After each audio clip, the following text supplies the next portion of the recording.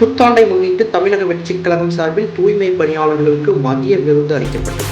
2026ஆம் ஆண்டு தமிழகத்தில் தமிழக வெற்றிக் கழக தலைவர் விஜய் ஆட்சி அமைத்த பின்பு தூய்மை பணியாளர்கள் கோரிக்கை நிறைவேற்றப்படும் என தமிழக வெற்றிக் கழக மாநில துணை பொதுச் செயலாளர் சுபத்ரா முருகன் தமிழக வெற்றிக் கழக மாநில துணை பொதுச் செயலாளர் சுபத்ரா முருகன் மற்றும் தொழிலதிபர் JKR முருகன் சார்பில் தூத்துக்குடி கால்டுவெல் காலனி பகுதியில் சுகாதார பணி மேற்கொள்ளும் தூத்துக்குடி மாநகராட்சியை சேர்ந்த தூய்மை பணியாளர்களுக்கு புத்தாண்டை முன்னிட்டு மதிய விருது அளிக்கப்பட்டது.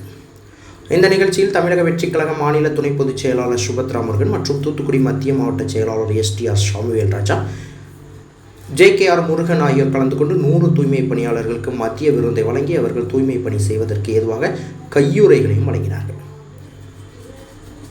பின்னர் தமிழக வெற்றிக் கழக துணை பொதுச் செயலாளர் செய்தியாளர்களிடம் பேசுகையில், புத்தாண்டை முன்னிட்டு நாட்டையும் தெருவையும் தூய்மையாக வைப்பதற்காக பணிபுரிந்து வரும் தூய்மை பணியாளர்கள் கொரோனா காலத்தில் தங்கள் உயிரையும் பொருட்படுத்தாமல் பணி செய்தனர். அவர்களை கௌரவப்படுத்தும் வகையில் இந்த மதிய விருது அளிக்கப்பட்டுள்ளது. தமிழக வெற்றிக் கழகத்திற்கு அனைத்து தரப்பினரும் வாக்களிக்க தயாராக உள்ளனர். தீய சக்தி திமுகவை எதிர்த்து தூய சக்தி தமிழக வெற்றிக் கழகம் வெற்றி பெற்று 2026இல் தமிழக முதல்வராக தளபதி விஜய் பொறுப்பேற்பார். அப்பொழுது தூய்மை பணியாளர்களின் கோரிக்கை நிறைவேற்றப்படும் என அவர் தெரிவித்தார். தமிழக வெற்றி கழகத்தின் வெற்றி தலைவர் தளபதி விஜய் அவர்களின் சார்பாகவும் குசி ஆனந்த் அவர்களின் சார்பாகவும் இனிய புத்தாண்டு நல்வாழ்த்துக்களை அனைவருக்கும் தெரிவித்துக் கொள்கிறேன். இன்றைக்கி துப்புரவு பணியாளர்கள் நம்ம நாட்டில் இல்லைன்னா நாடு ரொம்ப இதாக இருக்கும். கொரோனா காலத்துலேயும் அவங்களுடைய பணி அளப்பரிய பணி. எப்போதும் அவங்க நம்ம தெருவையும் நம்ம வீட்டை எப்படி சுத்தமாக வச்சுக்கிறோமோ அதேமாரி அவங்க நம்ம அந்த தெருவை நாட்டை எல்லாமே சுத்தமாக வைக்கிறதுனால தான் நம்ம நாடு ஒரு நல்ல நிலையில் இருக்குது. அதனால் அவங்கள பெருமைப்படுத்தும் விதமாக இன்றைக்கி அவங்களுக்கு மதிய ஒருவேளை உணவு கொடுத்து அவங்களுக்கு தேவையான உதவிகளை நாங்கள் செஞ்சுட்டு வரோம். தீய சக்தியான திமுகவை அகற்றி தூய சக்தியான TVKவை 2026இல் கட்சியில் அமர வைப்போம். தமிழக மக்களுடைய ஓட்டு எந்த விதத்துலேயும்